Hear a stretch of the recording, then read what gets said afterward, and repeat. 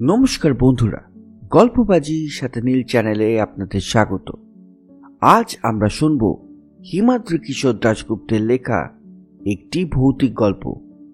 গল্পটির নাম মৃত্যুযোগ। গল্প পাঠে আমি নীল। বন্ধুরা, চ্যানেলটি আপনারা সাবস্ক্রাইব করুন আর অডিও স্টোরিটিতে লাইক, শেয়ার আর কমেন্ট করুন। শুরু করছি আজকের গল্প, হিমাদ্রি কিশোর দাশগুপ্তের লেখা মৃত্যুযোগ। বাইরে ঝমঝম বৃষ্টির শব্দ। নিজের চেম্বারে গদি আঁটা চেয়ারে একলা বসেছিলেন কালকিঙ্কর।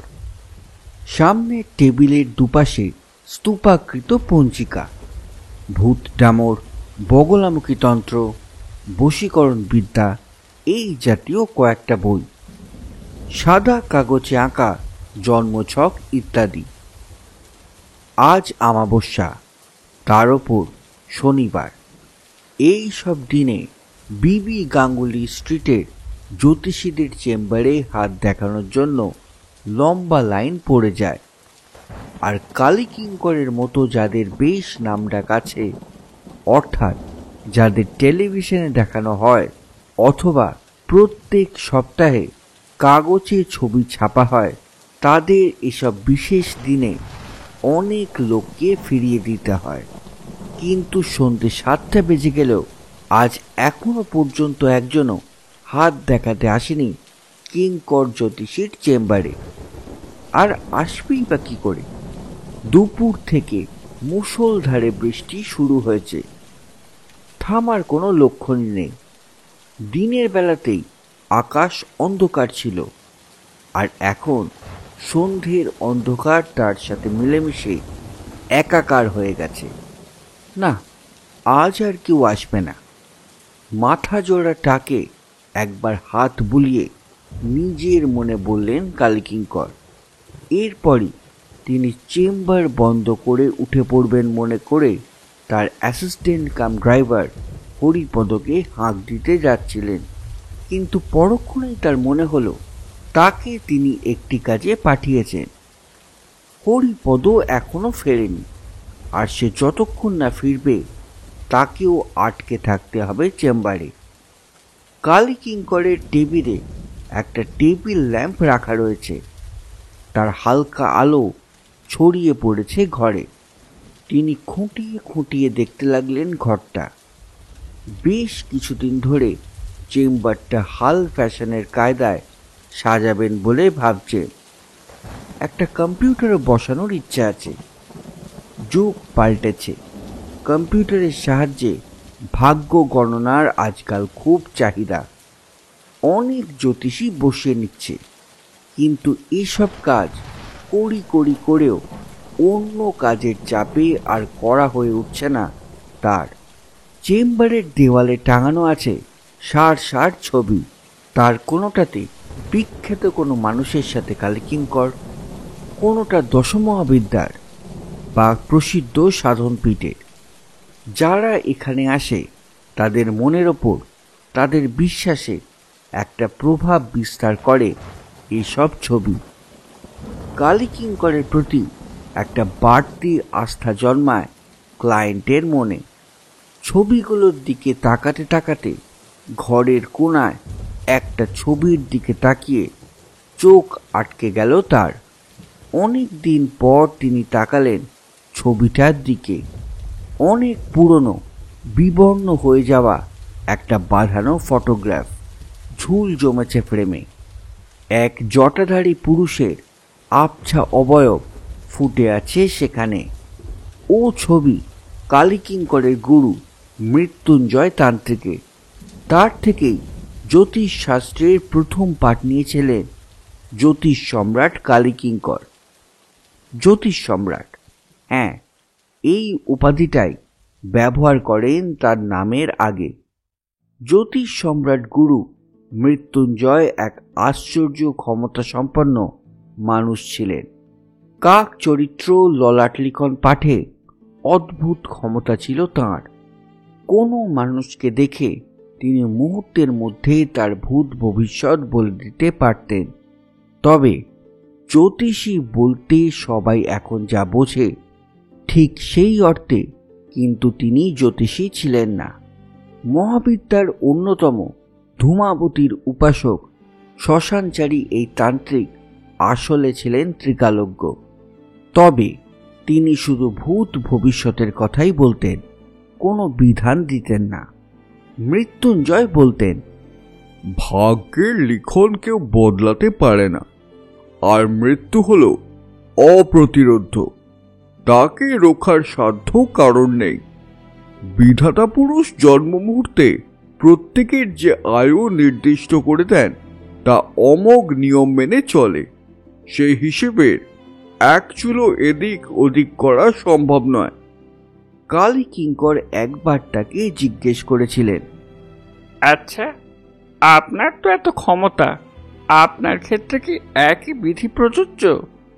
তিনি হেসে বলেছিলেন, হ্যাঁ রে বেটা, এই মৃত্যুঞ্জয় তান্ত্রিকও মৃত্যুকে জয় করতে পারবে না। 3 কুড়ি বয়স আমার, আর 1 কুড়ি বছর বাঁচবো আমি। তার চেয়ে একদিন কমও না বেশিও না। ঠিক যেমন তোর আয়ু 3 কুড়ি বছর, তোর ক্ষেত্রেও অন্যথা হবে না। হ্যাঁ, তিনি এই কথাই বলেছিলেন। ছবিটার দিকে তাকিয়ে অনেক দিন পর কথাগুলো আবার মনে পড়ে গেল কালী কিঙ্করের। মনে মনে হিসেব কষতে লাগলেন তিনি। এই সব কতদিন আগের কথা হবে? তাঁর তখন প্রায় যুবা বয়স। 40 বছর আগের কথা এসব। মৃত্যুঞ্জয় তান্ত্রিকের নিজের সম্পর্কেই গণনা যদি সত্যি হয়ে থাকে, তাহলে অন্তত 20 বছর আগে তিনি গত হয়েছেন। তাঁর শেষ জীবনের খবর অবশ্য জানা নেই কালী কিঙ্করের। মাত্র বছর খানেক গুরু শিষ্যের সম্পর্ক টিকে ছিল। তারপর চিরবিচ্ছেদ হয়ে যায় দুজনের। আসলে গুরুর উল্টো পথে হাঁটতে শুরু করেছিলেন কালী কিঙ্কর। গুরুর কাছে বেশ কিছু বিদ্যা শেখার পর লোভ পেয়ে বসেছিল তাকে। ভাগ্য পাল্টানোর বিধান দিতে শুরু করেছিলেন তিনি। মৃত্যু ভয়ে ভীত একজন লোককে মোটা অর্থের বিনিময়ে একবার এক তাবিজ দিয়েছিলেন কালকিঙ্কর।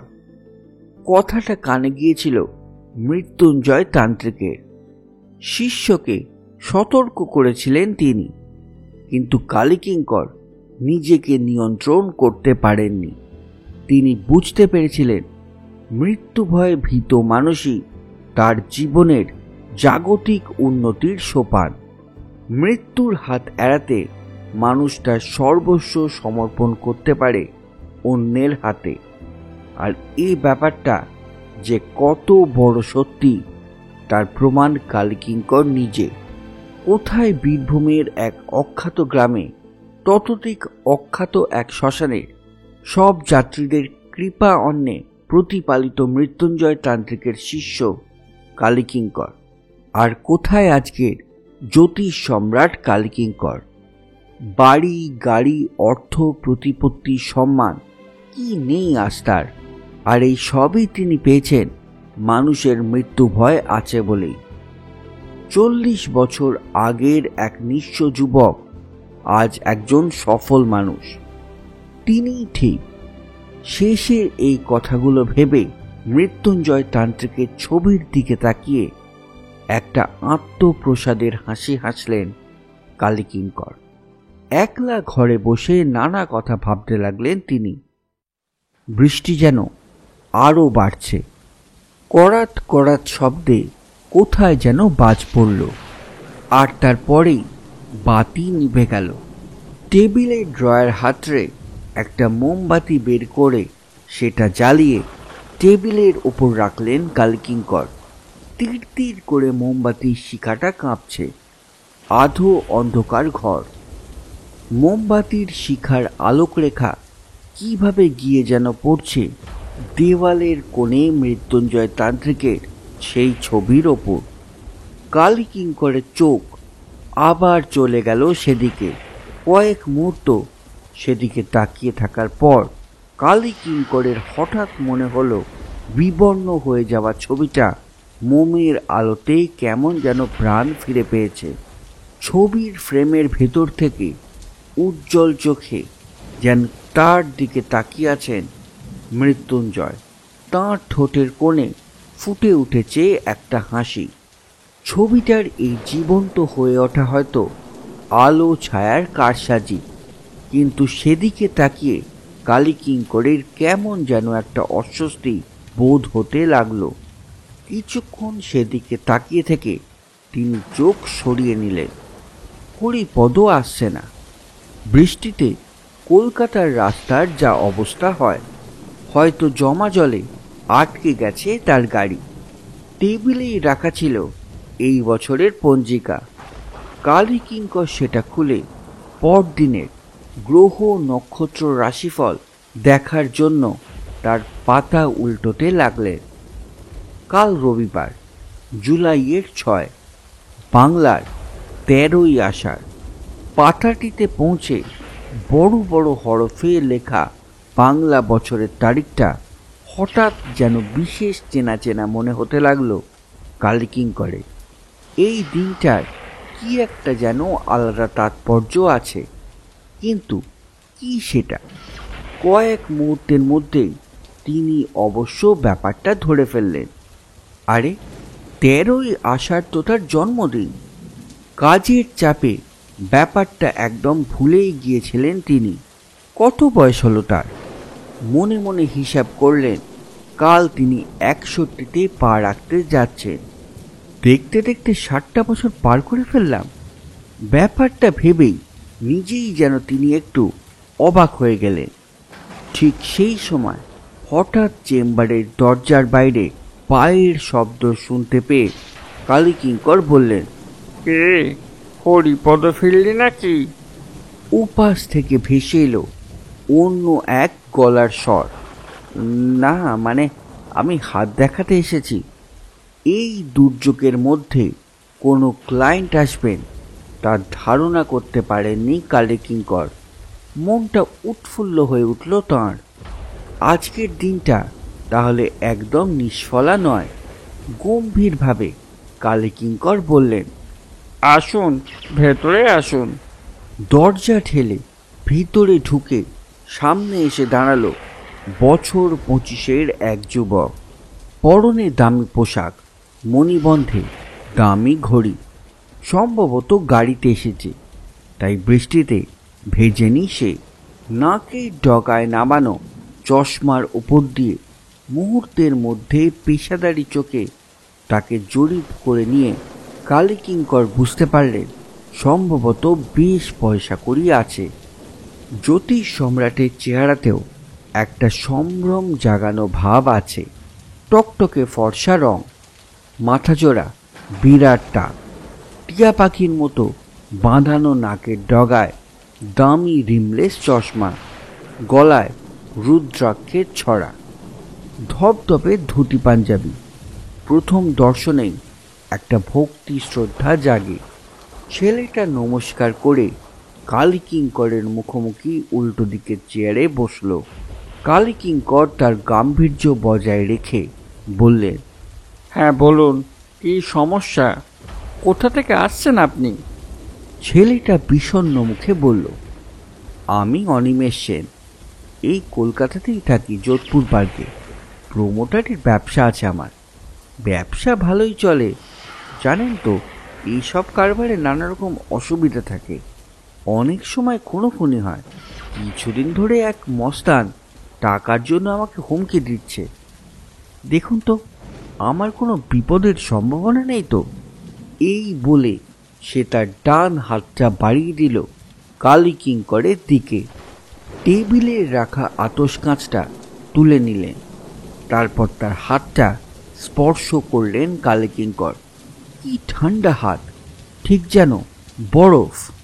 আতস কাঁচের নিচে হাতটা দেখতে দেখতে তিনি কি করবেন চিন্তা করে নিলেন।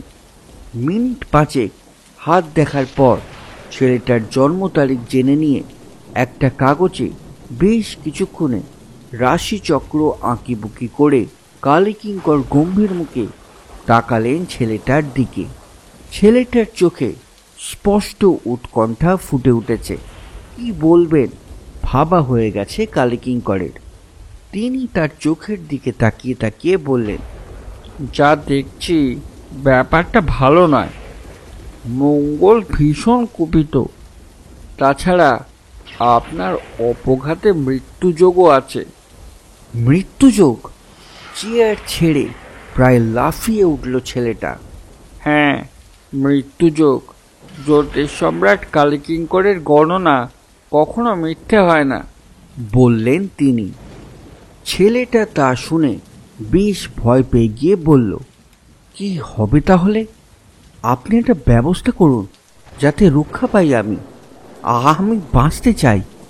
ছেলেটার গলার স্বর কেঁপে উঠল।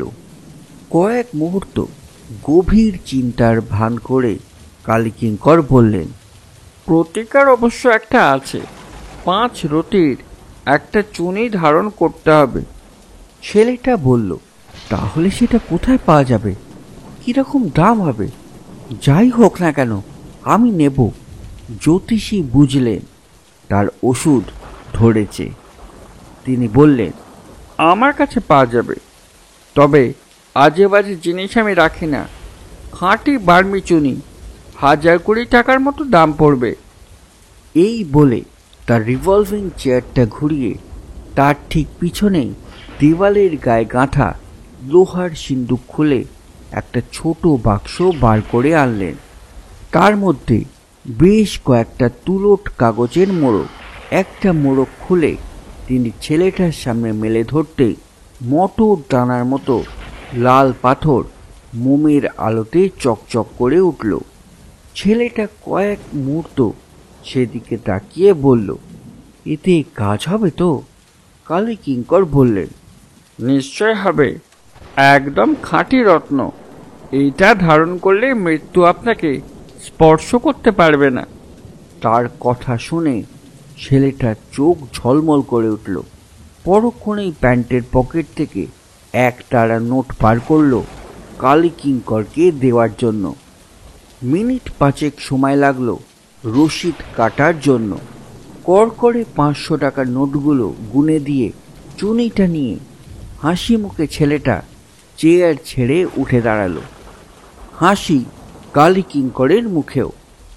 টাকাগুলো সিন্দুকে রেখে তিনি ছেলেটার উদ্দেশ্যে বললেন, আপনি নিশ্চিন্তে যান, প্রয়োজন হলে আবার আসবেন। হাত জোর করে নমস্কার জানিয়ে ছেলেটা বলল, আপনি আমাকে বাঁচালেন, অবশ্যই আসব। এরপর সে বাইরের দিকে পা বাড়াতে গিয়ে একবার থমকে দাঁড়িয়ে পড়ে বলল, বাইরের বেঞ্চে আরো 2 জন আছে, মনে হয় তারাও হাত দেখাবেন। ভিতরে পাঠিয়ে দেব কি? এই বৃষ্টিতে আরো 2 জন? ব্যাপারটা ভাবতে পারেননি কালীকিঙ্কর। এই দুর্যোগের দিনেও লক্ষ্মী দেবী তার প্রতি প্রসন্ন।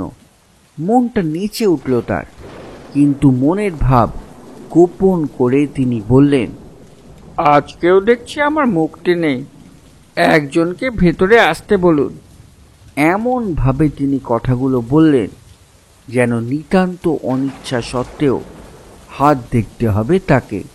যে ভদ্রলোক এবার কালীকিঙ্করের সামনের চেয়ারে বসলেন তিনি মধ্যবয়সী, পরনে ধূসর রঙের দামি 3 পিস স্যুট, সুন্দরভাবে কামানো ফর্সা মুখ। চোখের চশমাটাও সোনার বলেই মনে হয়। একটা বেশ আত্মবিশ্বাসের ভাব আছে লোকটার মধ্যে, কিন্তু সে বিশ্বাসে নিশ্চয় টোল খেয়েছে, নইলে ইনি জ্যোতিষের দরবারে হাজির হবেন কেন? জ্যোতিষদের পেশায় ক্লায়েন্টদের সাইকোলজি বোঝাটা বেশ জরুরি। অভিজ্ঞ কালীকিঙ্কর ধরতে পারলেন এই ব্যাপারটা। চেয়ারে বসার পর লোকটা একটু ইতস্তত করে বললেন, আমার নাম অবনী হালদার, পেশায় চার্টার্ড অ্যাকাউন্টেন্ট, নিজস্ব ফার্ম আছে।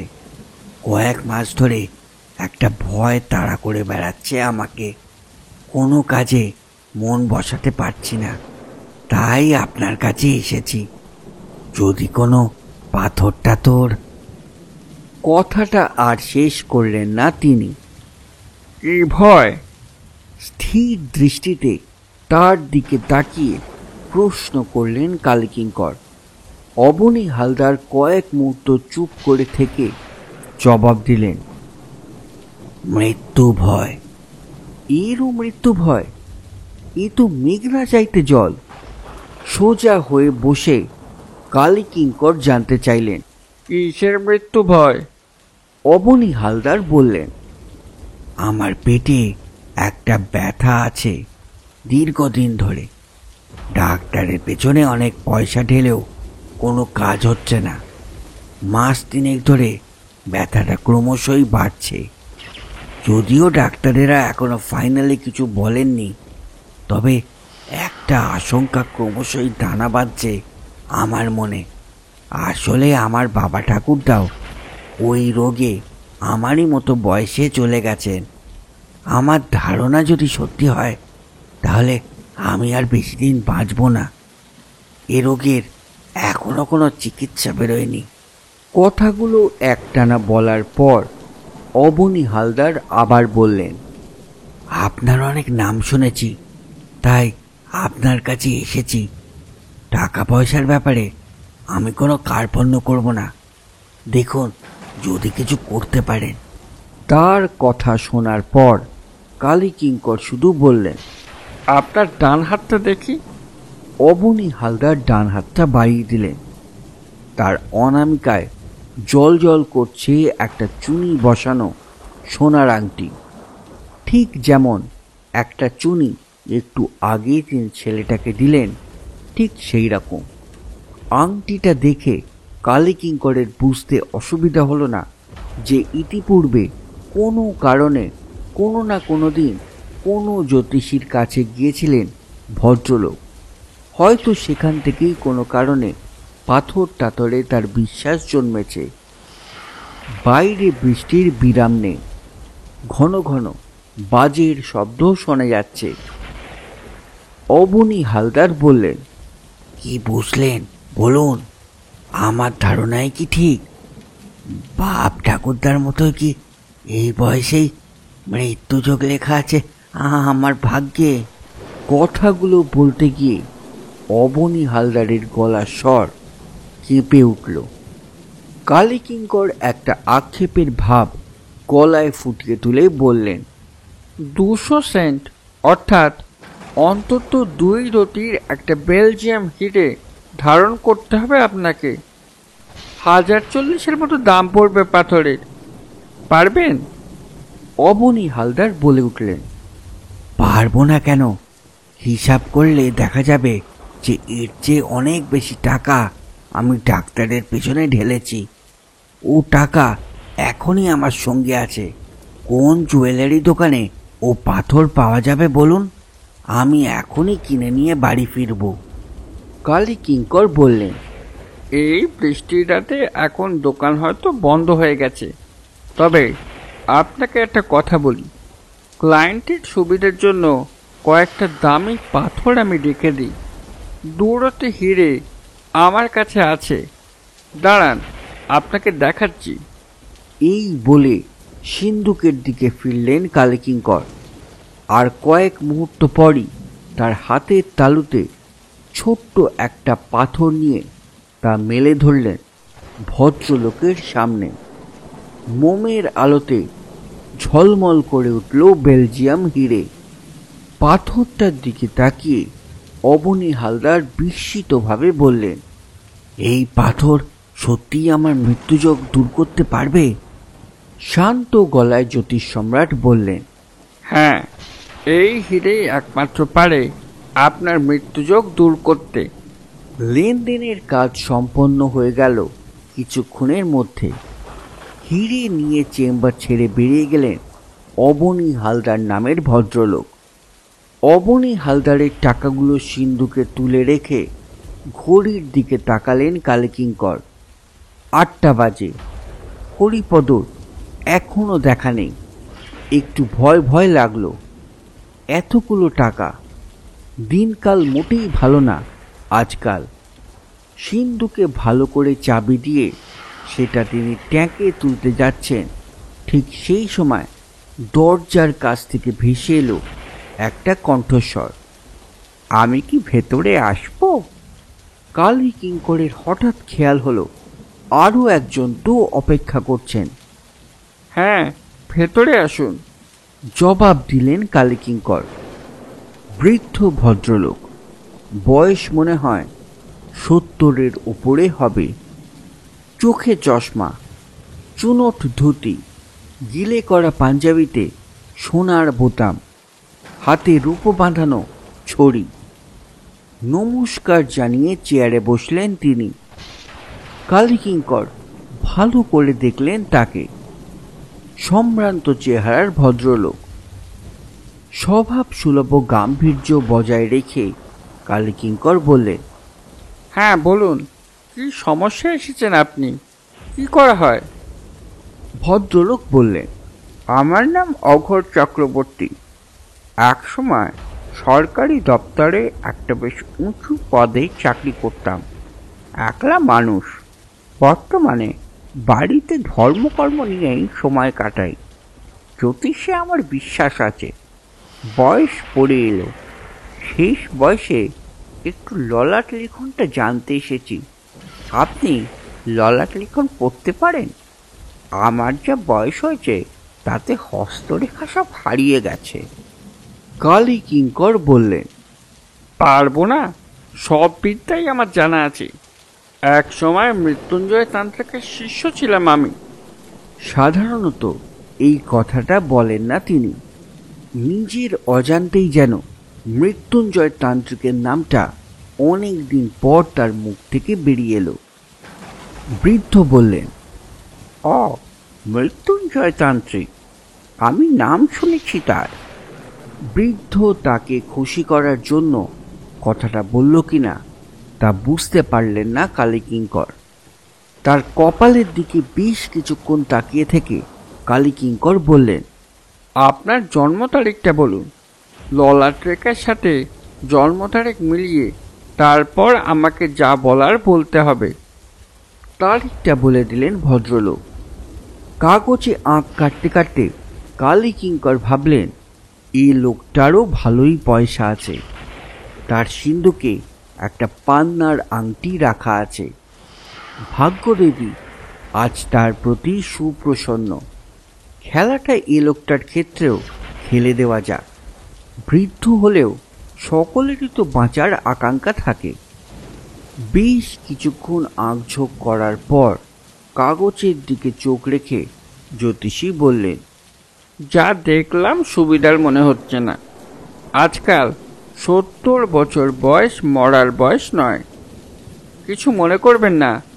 আপনার ললাট লিখন বলছে শীঘ্রই আপনার মৃত্যু যোগ আছে। মৃত্যুযোগ? তাই লেখা আছে? একটা বিস্মিত কণ্ঠস্বর বেরিয়ে এলো বৃদ্ধর গলা থেকে। কালী কিঙ্কর এরপর বললেন, হ্যাঁ, তাই তো লেখা আছে। তবে যদি 1010 টাকা খরচা করতে পারেন তাহলে এই যাত্রায় ফাঁড়াটা কেটে যেতে পারে। একটা কলম্বিয়ান পান্না ধারণ করতে হবে। আমার কাছে একটা আছে, রূপোর আংটিতে বসানো। সস্তাতেই দিয়ে দেব। ভদ্রলোক বললেন, ও টাকা আমি এখনই দিতে পারি, কিন্তু ভদ্রলোক যখন দিতে পারেন তখন তাকে বেশি কথা বলতে দিলে অসুবিধে হতে পারে। তাই কালী কিঙ্কর বলে উঠলেন, টাকা যখন আপনার কাছে তখন আংটিটা নিতে দ্বিধা করবেন না। জীবন মৃত্যুর ব্যাপার বলে কথা। দাঁড়ান, জিনিসটা আপনাকে বের করে দেখাই আমি। এই বলে সিন্ধুকের দিকে চেয়ারে মুখ ফেরালেন কালী কিঙ্কর। আংটিটা বের করে কালী কিঙ্কর বললেন, দিন, ডান হাতটা দিন। মনে হয় হয়ে যাবে, নইলে কাল শ্যাকরার কাছে নিয়ে যাবেন। বৃদ্ধ তার হাতটা বাড়িয়ে দিলেন। মোমের আলোতে সে হাতে দুটো আঙুল ঝিলিক দিয়ে উঠল। আরও দুটো পাথর রয়েছে তার আঙুলে। আংটি পরাবার জন্য তার আঙুল স্পর্শ করলেন কালী কিঙ্কর। কি বরফের মতো ঠান্ডা সে হাত। আংটিটা বৃদ্ধের তর্জনীতে পড়িয়ে সেই দিকে তাকিয়ে রইলেন জ্যোতিষ সম্রাট। অন্য দুটো পাথরের পাশে বেশ মানিয়েছে সবুজ রঙের পাথরটা, কিন্তু পরক্ষণে অন্য দু আঙুলের পাথর দুটো যেন চেনা চেনা মনে হলো তার। ঠিক সেই সময় বৃদ্ধ হঠাৎ বলে উঠলেন, পাথরকে মৃত্যুযোগকে খণ্ডাতে পারবে? ভাগ্যের লিখন কেউ বদলাতে পারে না, আর মৃত্যু হলো অপ্রতিরোধ্য। তাকে রোখার সাধ্যে কারণ নেই। কথাটা শুনেই চমকে উঠে বৃদ্ধের দিকে তাকালেন জ্যোতিষ সম্রাট কালীকিঙ্কর। এ কার কণ্ঠস্বর? বৃদ্ধ ঠোঁটের কোণে যেন ফুটে উঠেছে একটা হাসি। মোমের শিখাটা দপদপ করতে শুরু করেছে নিভে যাওয়ার আগে। সে আলোতে কালীকিঙ্কর দেখলেন বদলে যাচ্ছে বৃদ্ধর মুখ। বয়স কমছে তার। অঘোর চক্রবর্তীর থেকে অবনী হালদার, তার থেকে অনিমেষ সেন। কালীকিঙ্কর চিৎকার করে উঠলেন, কে কে কে কে আপনি? বাইরে কোথায় যেন প্রচণ্ড জোরে বাজ পড়ল। কেঁপে উঠল সারা ঘর। মোমবাতির শিখাটা শেষবারের মতো একবার দপ করে জ্বলে উঠল। মুহূর্তের জন্য কালীকিঙ্কর দেখতে পেলেন তার সামনে বসে আছেন জটাধারী এক তান্ত্রিক সন্ন্যাসী। পর মুহূর্তেই ঘর অন্ধকার হয়ে গেল। সেই অন্ধকারের ভিতর থেকে ভেসে এলো বহুদিন আগে কালীকিঙ্করের শোনা এক পরিচিত কণ্ঠস্বর। বিধাতা পুরুষ জন্ম মুহূর্তে প্রত্যেকের আয়ু নির্দিষ্ট করে দেন। আমার ক্ষেত্র হয়নি, তোর ক্ষেত্র হবে না। কথাগুলো অনুরণিত হতে লাগলো অন্ধকার ঘরের মধ্যে। আতঙ্কিত কালীকিঙ্কর টেবিল ছেড়ে উঠে পালাতে গেলেন, কিন্তু যে হাতে তিনি পাথরটা পড়ালেন সেই হাত ততক্ষণে চেপে ধরেছে তার হাত। অন্ধকারের মধ্যে শুধু সেই হাতটাকেই দেখতে পাচ্ছেন কালীকিঙ্কর। সে হাতে রক্ত মাংস কিছু নেই, সাদা ফ্যাটফ্যাটে কতকগুলো হাড়, আর তাতে পড়ানো আছে মৃত্যুযোগ কাটানোর জন্য তার দেওয়া হিরে চুনি পান্না। একটা আর্ত চিৎকার বেরিয়ে এলো কালীকিঙ্করের গলা থেকে। বাজের শব্দে ঢেকে গেল কালীকিঙ্করের আর্তনাদ।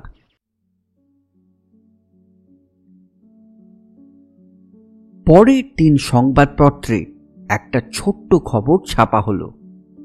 জ্যোতিষ সম্রাট কালীকিঙ্কর গতকাল রাতে হৃদরোগে আক্রান্ত হয়ে পরলোক গমন করেছেন। যৌবনে তিনি ছিলেন মৃত্যুঞ্জয় তান্ত্রিকের শিষ্য। মৃত্যুকালে তার বয়স হয়েছিল 60 বছর। আজ 13ই আষাঢ় ছিল তার 61তম জন্মদিন। বন্ধুরা, আজকের গল্পটি এখানেই শেষ। বন্ধুরা, চ্যানেলটি আপনারা সাবস্ক্রাইব করুন আর অডিও স্টোরিটিতে লাইক, শেয়ার আর কমেন্ট করুন।